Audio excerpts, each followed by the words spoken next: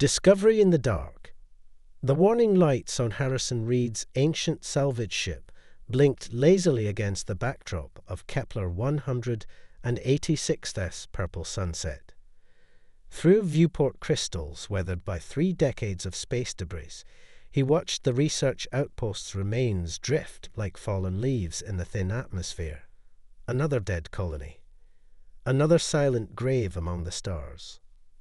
Harrison scratched his grey beard, adjusting the worn environmental suit that had been his second skin for longer than he cared to remember. At 63, he'd spent more time among the stars than on Earth, preferring the quiet company of debris fields to the chaos of human settlements. His weathered hands moved across the control panel with practiced ease, running preliminary scans of the wreckage. "Station's been dead for at least 2 weeks," he muttered to himself, a habit formed from years of solitude. The readings showed no signs of radiation or biological hazards, just the empty hull of humanity's latest failed attempt to reach beyond its grasp. The ship's computer chirped, an ancient sound that reminded Harrison of Earth's long-extinct birds. Anomalous energy signature detected. Internal power source active in section C7. Harrison frowned. Power meant survivors, and survivors meant complications. He'd learned long ago that complications in deep space usually ended badly. Still, something pulled at him. A memory of his own daughter, lost to the void 30 years ago. With a resigned sigh, he guided his ship, the Threadbare, toward the coordinates. The docking procedure was muscle memory by now. The airlock sealed with a hiss against the station's emergency port, and Harrison stepped through with his magnetic boots kicking against the metal floor. The emergency lights cast everything in a sickly red glow, creating shadows that seemed to move on their own. He moved through the station methodically, his helmet's heads-up display marking potential salvage. But his attention kept returning to that energy signature, growing stronger as he approached C7. The section had been sealed off, blast doors locked down in what appeared to be a last-ditch quarantine effort. It took Harrison 20 minutes to bypass the security protocols. The doors groaned open, revealing a laboratory space that looked nothing like the rest of the station. The walls were covered in crystalline growths that pulsed with a faint blue light, and in the center of the room stood a containment chamber that hummed with energy. Inside, curled into a tight ball, was a child. But not a human child. The creature's skin was iridescent, shifting colors like oil on water. Where hair should have been, delicate tendrils floated as if suspended in liquid. As Harrison approached, it opened its eyes, 3 of them, arranged in a triangle pattern, each one a different shade of gold. "Well, damn," Harrison whispered, his voice barely audible even to himself. The child uncurled slightly, revealing what appeared to be a research subject's gown. Its movements were cautious, deliberate, like a wounded animal assessing a potential threat. Harrison's suit sensors indicated the chamber was maintaining Earth-standard atmosphere and temperature. Whatever, whoever, this child was, they needed human-compatible conditions to survive. He placed his gloved hand against the chamber's surface, and to his surprise, the child mirrored his gesture from the other side. The moment their hands aligned, Harrison's suit systems went haywire. His heads-up display flickered with impossible readings, and he felt a presence brush against his mind, light as a feather but unmistakably alien. In that touch, he felt fear, hunger, and a desperate loneliness that matched his own. "What have they done to you?" He wondered aloud, checking the nearby console. The logs were corrupted, but fragments painted a disturbing picture. The child had been found in deep space, floating in some kind of organic stasis pod. The research team had been studying its unique biological and psychic capabilities when something went wrong. A distant boom echoed through the station, making both Harrison and the child jump. His suit's radar picked up a new contact. A ship had just dropped out of FTL near the station. The energy signature from the child's chamber must have attracted attention. Harrison knew he had perhaps 5 minutes before whoever was out there found a way to dock. He looked at the child, who was now pressing both hands against the chamber wall, those golden eyes wide with fear. He thought of his own daughter, of promises broken and second chances lost. "Okay, kid," he said, his fingers flying over the console. "Let's get you out of there." The chamber's seals hissed as they released, and the child stumbled forward into Harrison's arms. It was lighter than he expected, almost weightless, and its skin radiated a gentle warmth, even through his suit. The tendrils on its head wrapped around his helmet in what felt like an instinctive gesture of trust. Another boom, closer this time. Harrison activated his suit's emergency oxygen share system and lifted the child. "Hold on tight. This is going to be a rough ride." As they moved through the station's corridors, Harrison could hear the sound of another airlock engaging. The child's tendrils tightened around him, and suddenly he knew exactly which turns to take to avoid the intruders, knowledge planted directly in his mind. They reached the Threadbare just as voices echoed through the station's halls. Harrison sealed them inside, his hands shaking slightly as he initiated emergency departure procedures. The ship's engines roared to life, tearing them free from the station's dock with more force than finesse. As they accelerated away from the station, Harrison glanced at the child now securely strapped into his secondary pilot's chair. It was watching the stars with an expression of wonder, its skin shifting to match the colors of space itself. "I'm Harrison," he said, realizing he hadn't properly introduced himself. "And I think we're both in a lot of trouble." The child turned those golden eyes toward him and smiled, an expression so human it made his heart ache. Then, in his mind, he heard a voice like chimes in the wind. "Thank you, Harrison." The Threadbare's sensors screamed a warning. The other ship had lodged pursuit, and Harrison knew this was just the beginning. After 30 years of avoiding complications, he just volunteered for the biggest one of his life. And somehow, watching the strange child beside him, he couldn't bring himself to regret it. Trust falls. The Threadbare limped through the asteroid field of the Kuiper Belt, its ancient engines struggling against the strain of prolonged high-speed flight. Harrison's fingers danced across the control panel, coaxing every bit of power from the overtext systems. Behind them, the pursuing vessel's signature remained steady, not gaining, but not falling behind either. The alien child, whom Harrison had started calling Nova due to the starlight glow that emanated from their skin when they slept, sat cross-legged in the co-pilot's chair. Their tendrils swayed gently, picking up invisible currents of energy that Harrison's instruments couldn't detect. "They are persistent," Nova's voice chimed in Harrison's mind.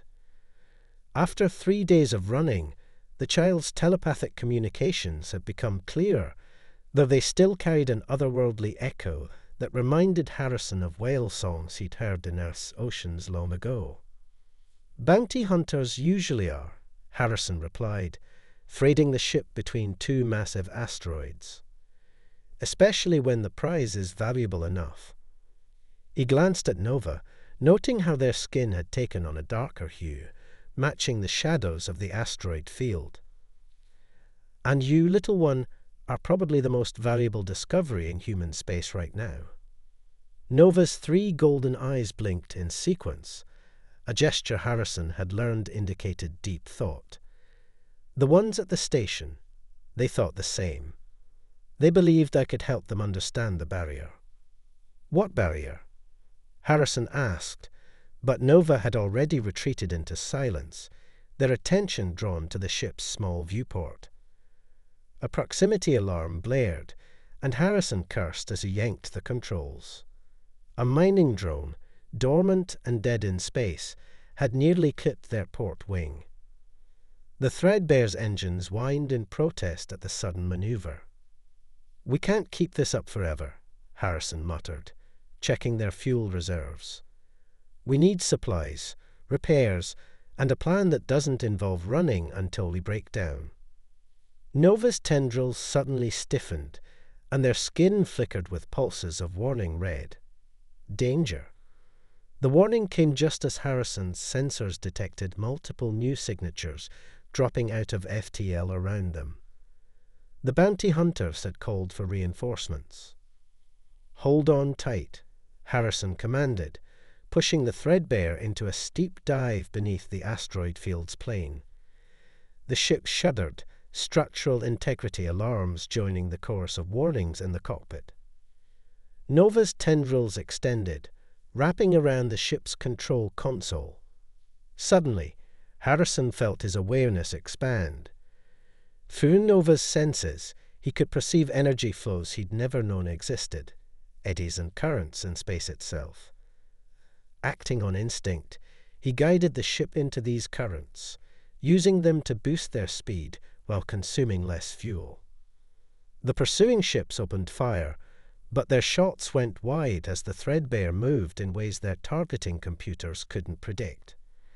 Harrison felt a fierce grin spread across his face. "That's quite a trick, Nova. Any other surprises you'd like to share?" The station researchers. They did not understand. Nova communicated, their mental voice strained with effort. "They thought I was changing to match my surroundings, but I was learning from them, becoming like them." Harrison's eyes widened as understanding dawned. "You're not just mimicking our appearance or language. You're adapting to our entire way of being." "Yes, but it takes time. Energy. The ones who chase us, they would not wait, would not listen."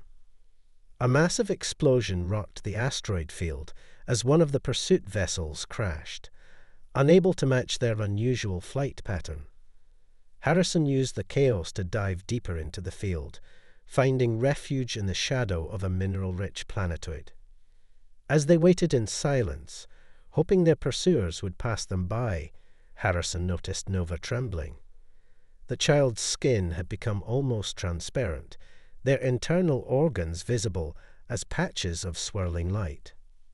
"Hey, okay." Harrison reached out, placing a gentle hand on Nova's shoulder. The child's skin felt cool to the touch. Too cool.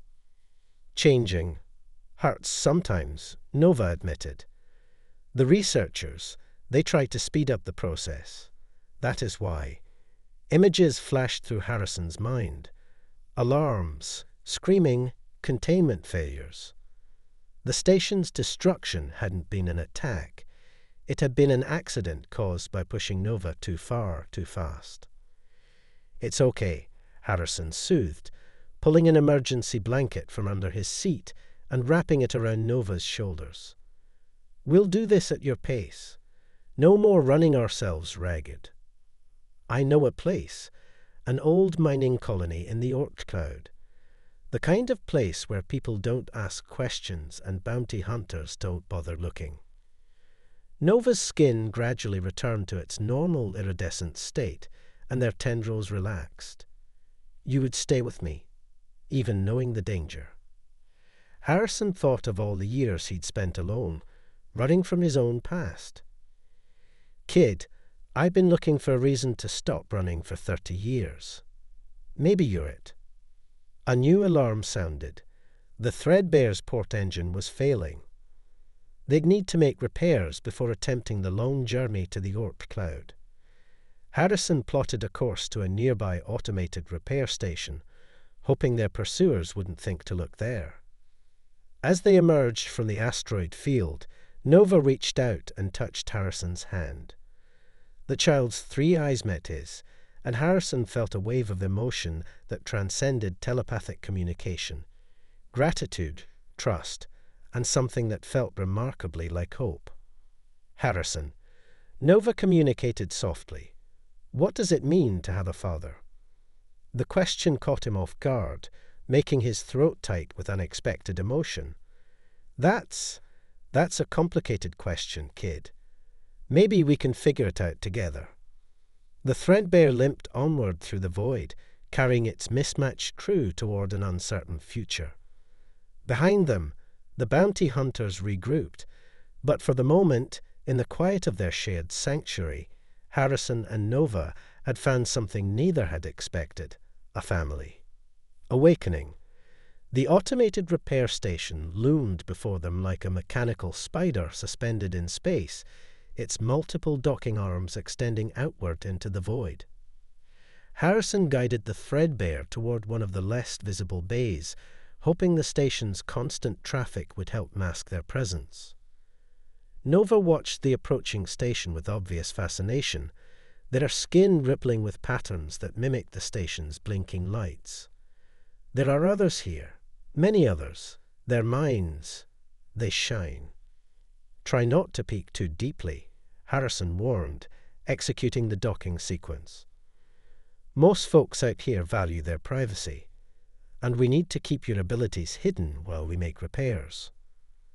The past week had revealed more of Nova's extraordinary capabilities. Beyond the telepathy and adaptive camouflage, the child could sense emotions and memories from significant distances. More concerning to Harrison, Nova was beginning to show signs of being able to influence them as well.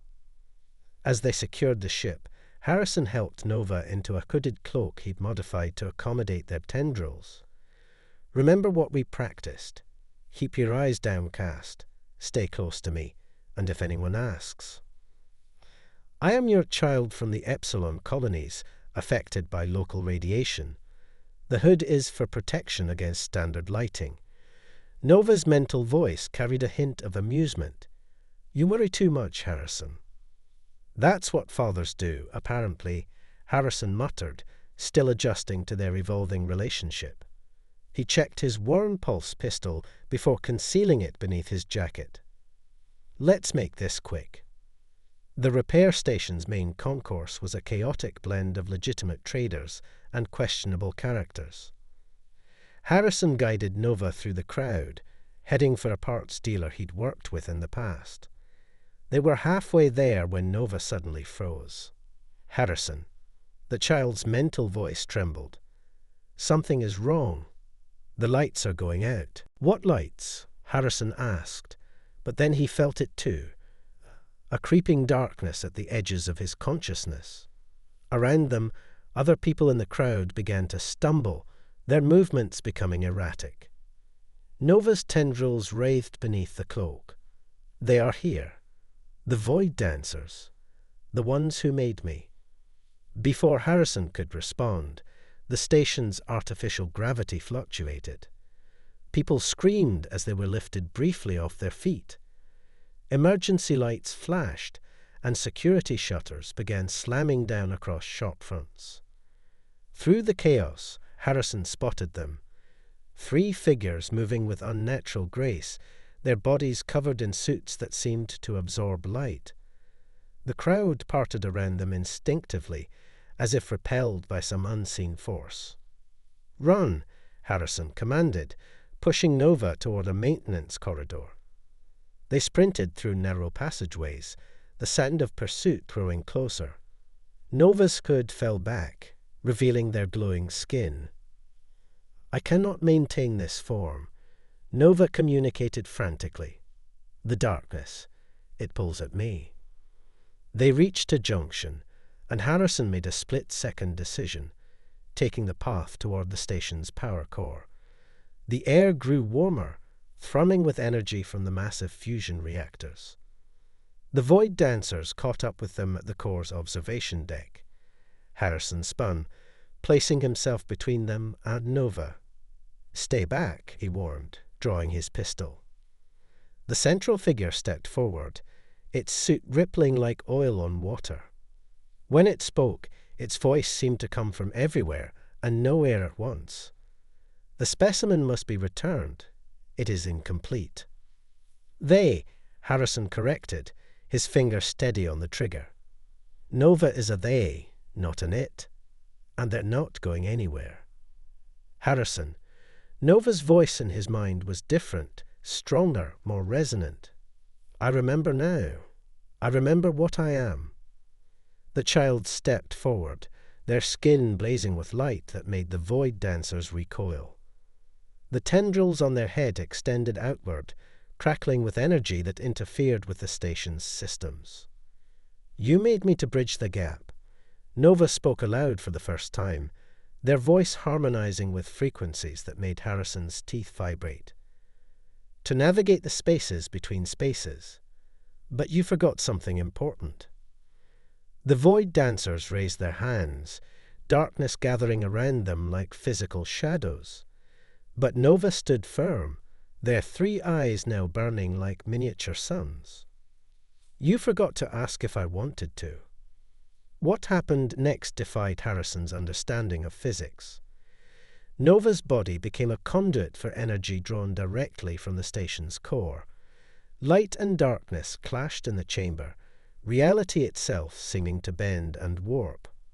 Harrison found himself floating, caught in a bubble of calm within the chaos. He watched as Nova's power pushed back against the void dancers' darkness, their forms distorting and fragmenting. The battle lasted seconds or eternities. Time had lost all meaning in that space. When it ended, the void dancers were gone, leaving only scorch marks on the deck. Nova stood in the center of the chamber, their skin slowly returning to its normal iridescence. I'm sorry. They communicated, swaying slightly. I didn't know I could do that.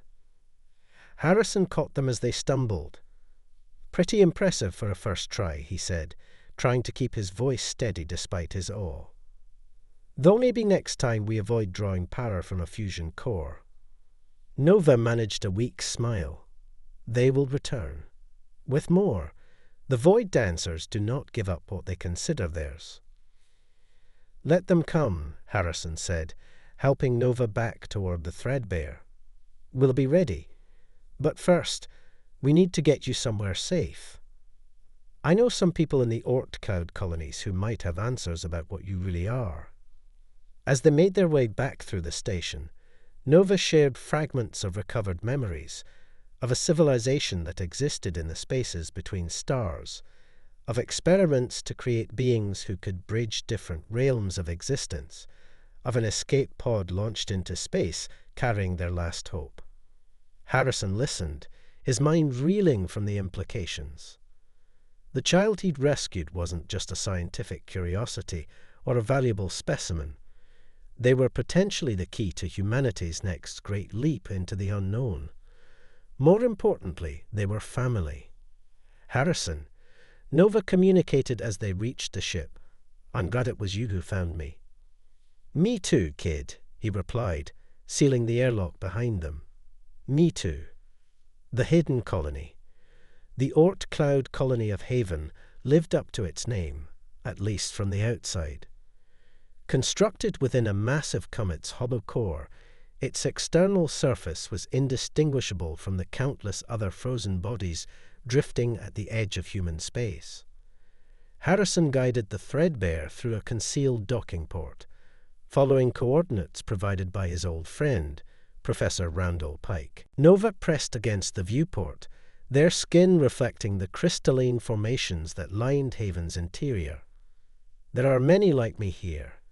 They communicated, excitement and apprehension mixing in their mental voice. Harrison raised an eyebrow. Other beings like you? No. Different, but similar. People who exist between definitions, between worlds. Haven's true nature became apparent as they descended into the colony proper. Unlike the sterile environments of most space stations, Haven was a blend of technology and organic growth.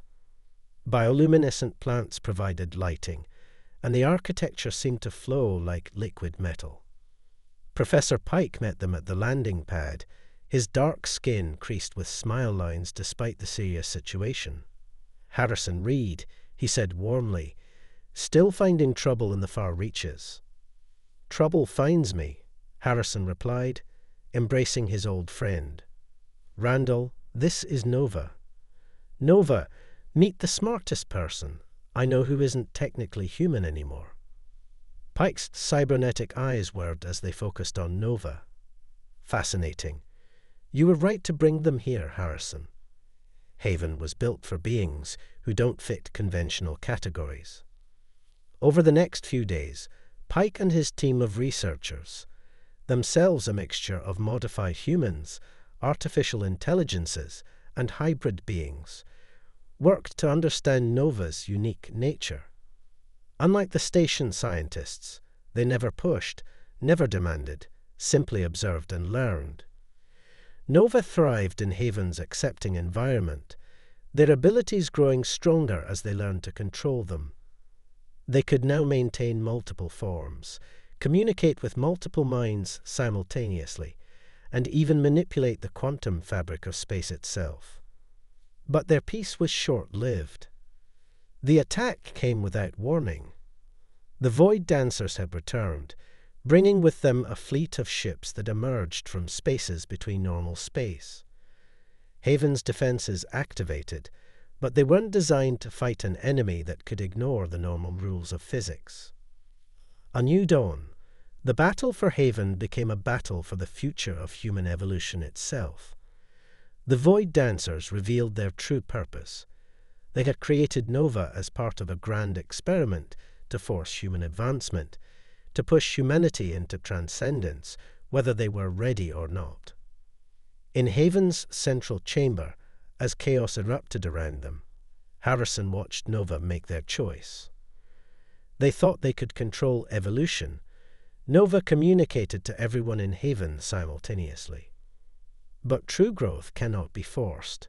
It must be chosen. Nova's form began to shift, not into any single shape, but into something that existed in multiple states simultaneously. The air itself seemed to bend around them, and Harrison felt reality flex.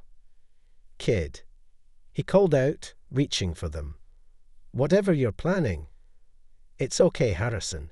Nova's voice was everywhere and nowhere. "I understand now. The barrier they wanted me to break, it wasn't physical.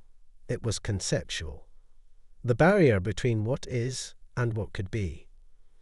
The Void Dancers converged on the chamber, their darkness spreading. But Nova stood firm, their light growing until it filled every corner of Haven. Through their connection, Harrison understood what they were doing, creating a space where multiple forms of existence could coexist, where evolution could proceed naturally rather than being forced.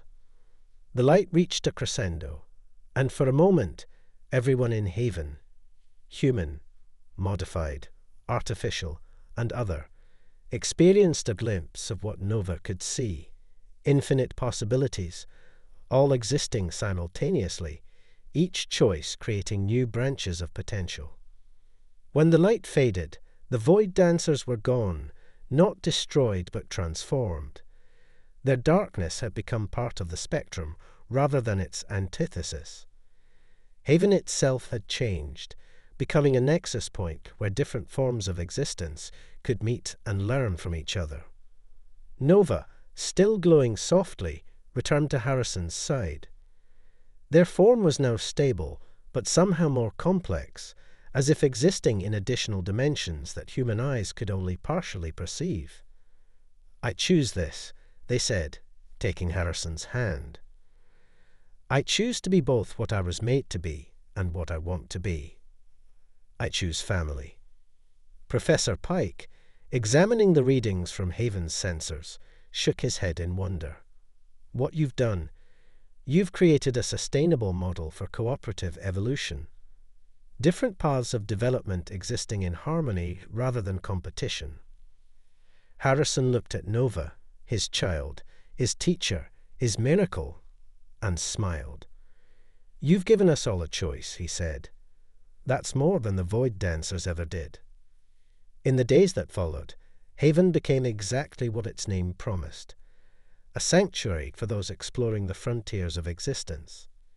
Ships began arriving from across human space, carrying others who existed between definitions, all drawn to the possibility of finding their own path. Harrison and Nova remained, helping to guide this new community. The Threadbare was converted into a search and rescue vessel, seeking out others who needed to find their way to haven. They had created something unprecedented, a future where humanity could evolve not through force or fear, but through choice and understanding. Harrison, Nova communicated one evening as they watched ships arrive through Haven's crystalline viewport. "Do you think we made the right choice?" Harrison thought about the lonely salvager he'd been, the father he'd become, and the future they'd helped create. "We made our choice," he said. "That's what matters. The rest, well, that's what evolution is all about." Nova's light pulsed contentedly, their tendrils wrapping around Harrison's shoulders in what had become their version of a hug. Together, they watched the stars, no longer distant and cold, but full of possibility. The last light of Kepler had become the first light of a new dawn.